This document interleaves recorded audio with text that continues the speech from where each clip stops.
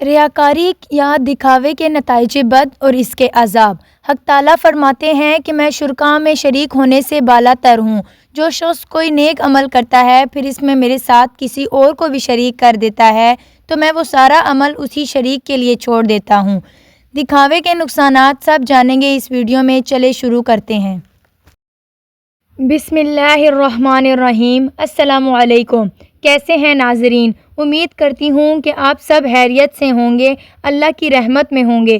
محمود بن لبید فرماتے ہیں کہ رسول اللہ صلی اللہ علیہ وسلم نے فرمایا کہ میں تمہارے بارے میں جس چیز پر سب سے زیادہ خوف رکھتا ہوں وہ شرک اصغر ہے۔ صحابی نے عرض کیا، یا رسول اللہ، شرک اصغر کیا چیز ہے؟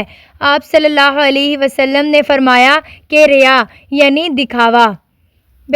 بہقی نے شعب الایمان میں اس حدیث کو نقل کر کے اس میں یہ زیادتی بھی نقل کی ہے کہ قیامت کے روز جب اللہ تعالیٰ بندوں کے اعمال کی جزا عطا فرمائیں گے تو ریاکار لوگوں سے فرما دیں گے کہ تم اپنے عمل کی جزا لینے کے لیے ان لوگوں کے پاس چلے جاؤ جن کو تم دکھانے کے لیے یہ عمل کرتے تھے، پھر دیکھو کہ ان کے پاس تمہارے لیے کوئی جزا ہے یا نہیں، یعنی اجر و ثواب۔ حضرت ابو ہریرہ رضی اللہ تعالیٰ عنہ سے روایت ہے کہ رسول اللہ صلی اللہ علیہ وسلم نے فرمایا کہ اللہ تعالیٰ فرماتے ہیں کہ میں شرکاء میں شریک ہونے سے غنی البالا تر ہوں۔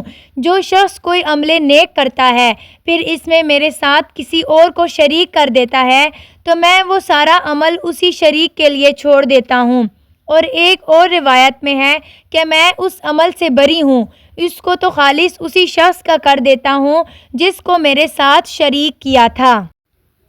اور حضرت عبداللہ بن عمر رضی اللہ تعالیٰ عنہ سے روایت ہے کہ انہوں نے رسول اللہ صلی اللہ علیہ وسلم کو یہ فرماتے ہوئے سنا کہ جو شخص اپنے نیک عمل کو لوگوں میں شہرت کے لیے کرتا ہے تو اللہ تعالیٰ بھی اس کے ساتھ ایسا ہی معاملہ فرماتے ہیں کہ لوگوں میں وہ حقیر اور ذلیل ہو جاتا ہے۔ تفسیر قرطبی میں ہے کہ حضرت حسن بصری سے اخلاص اور ریا کے بارے میں سوال کیا گیا تو آپ نے فرمایا کہ اخلاص کا تقاضا یہ ہے کہ تمہیں اپنے نیک اور اچھے اعمال کا پوشیدہ رہنا محبوب ہو اور برے اعمال کا پوشیدہ رہنا محبوب نہ ہو۔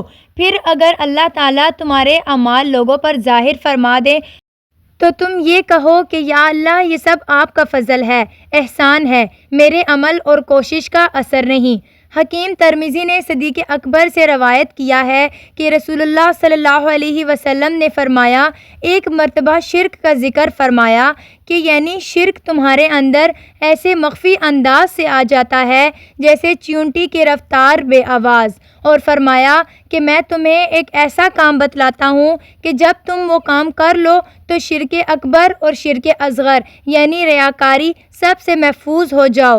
تم 3 مرتبہ روزانہ یہ دعا کیا کرو، اللہم انی اعوذ بک ان اشرک بک وانا اعلم واستغفرک لما لا اعلم۔ ترجمہ، اے اللہ، میں تیری پناہ چاہتا ہوں اس سے کہ تیرے ساتھ شریک کروں جانتے ہوئے، اور جو شرک مجھ سے لا علمی میں صادر ہو میں اس کی بھی تجھ سے معافی چاہتا ہوں۔ دکھاوے کے نقصانات۔ ریا اور دکھاوے کی بیماری جو عام لوگوں کے علاوہ خواتین میں بھی پائی جاتی ہے، اس میں کوئی ایک قباحت نہیں بلکہ کئی قباحتیں اور نقصانات ہیں۔ چند قباحتیں یہاں ذکر کی جاتی ہیں۔ دکھاوے کی وجہ سے صدقہ خیرات، حج اور جہاد جیسے نیک اعمال ضائع ہو جاتے ہیں۔ ارشاد باری تعالیٰ ہے کہ اے ایمان والو، اپنے صدقات احسان جتا کر اور تکلیف پہنچا کر اس شخص کی طرح ضائع نہ کرو جو اپنا مال دکھاوے کے لیے خرچ کرتا ہے اور اللہ اور آخرت کے دن پر ایمان نہیں رکھتا۔ ریا اللہ تعالیٰ کی ناراضگی کا سبب ہے۔ ریاکار پر لعنت ہوتی ہے اور اسے اللہ کی رحمت سے محروم کر دیا جاتا ہے۔ امام غزالی نے نقل کیا ہے کہ قیامت کے دن ریاکار کو 4 ناموں سے پکارا جائے گا کہ اے ریاکار، اے دھوکے باز، اے خسارہ اٹھانے والے، اور اسے اے فاجر، جاؤ اپنا اجر و ثواب ان لوگوں سے لو جنہیں دکھانے اور خوش کرنے کے لیے تم نے عمل کیا، ہمارے پاس تمہارے لیے کچھ بھی اجر و ثواب نہیں۔ ریا انتہائی مہلک اور کبیرہ گناہ ہے۔ دکھاوا ریاکار انسان کی جہالت اور حماقت کی واضح دلیل ہے، جو انسانوں سے بدلہ لینے کی امید رکھتا ہے مگر اللہ سے امید نہیں رکھتا۔ ریا دل کی زمین میں ایک گندے درخت کی ایسی ٹہنی ہے جس کا پھل دنیا میں خوف اور غم، سینے کی تنگی اور دل کی ظلمت کی صورت میں اور آخرت میں زکوم اور دائمی عذاب کی صورت میں ظاہر ہوگا۔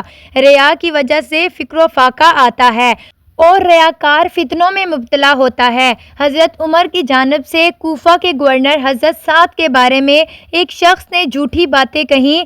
حضرت سعد نے اس شخص کے بارے میں 3 دعائیں کی: اے اللہ، اگر یہ شخص جھوٹا، محض دکھاوے اور شہرت کی خاطر میرے بارے میں غلط باتیں کر رہا ہے تو اس کی عمر دراز فرما، اس پر فقر کو مسلط کر دے اور اسے فتنوں میں مبتلا کر دے۔ چنانچہ یہ تینوں دعائیں قبول ہوئیں۔ جب اس بوڑھے سے پوچھا جاتا تو وہ جواب دیتا، میرے اوپر جو فتنے اور مصیبتیں آ رہی ہیں یہ حضرت سعد کی بددعا کا نتیجہ ہے۔ ریاکار کو قیامت کے دن سارے انسانوں کے سامنے ذلیل و رسوا کیا جائے گا۔ سب کو بتا دیا جائے گا کہ یہ شخص اللہ کے لیے نہیں بلکہ انسانوں کو دکھانے کے لیے اعمال کیا کرتا تھا۔ ریاکاروں کو سب سے زیادہ عذاب دیا جائے گا اور انہیں جب الحزن نام کی جہنمی وادی میں ڈال دیا جائے گا جو انہی کے لیے مخصوص ہوگی۔ ریا نیک عمل کو گناہ میں بدل دیتی ہے، چنانچہ اس عمل کا کرنے والا ثواب کی بجائے عذاب کا مستحق ہو جاتا ہے۔ ریاکار دنیا میں بھی ذلت اور رسوائی سے محفوظ نہیں رہتا، لوگوں کی نظر میں اس کا وقار گر جاتا ہے اور اس کی حقیقت سب پر کھل جاتی ہے۔ اللہ تعالیٰ لوگوں کے دلوں میں یہ بات ڈال دیتا ہے کہ یہ شخص مخلص نہیں بلکہ ریاکار ہے۔ ریا کو حضور اکرم صلی اللہ علیہ وسلم نے شرک قرار دیا ہے، اور جب آپ صلی اللہ علیہ وسلم سے یہ سوال کیا گیا کہ یا رسول اللہ، آپ کے بعد آپ کی امت شرک میں مبتلا ہو جائے گی، تو آپ نے فرمایا، ہاں، اگرچہ وہ شمس و قمر اور پتھروں اور بتوں کی عبادت تو نہیں کرے گی مگر وہ دکھاوے کے لیے اعمال کرے گی، اور یہی شرک ہے۔ اتنی قباحتیں سامنے آنے کے باوجود جو خواتین اور حضرات دکھاوے سے باز نہیں آتے، ان سے زیادہ بد نصیب اور سنگ دل شاید ہی کوئی ہو۔ اللہ تعالیٰ ہمیں تمام قسم کی برائیوں اور گناہوں سے محفوظ فرمائے۔ اگر آپ کو ہماری یہ ویڈیو پسند آئے تو ہمارے حوصلہ افزائی کے لیے ہمارے چینل کو ضرور سبسکرائب کریں۔ کمنٹ باکس میں استغفر اللہ اور سلام کا جواب ٹائپ کر دیں۔ اجازت دیجیے اگلی ویڈیو کے لیے۔ جزاک اللہ خیر۔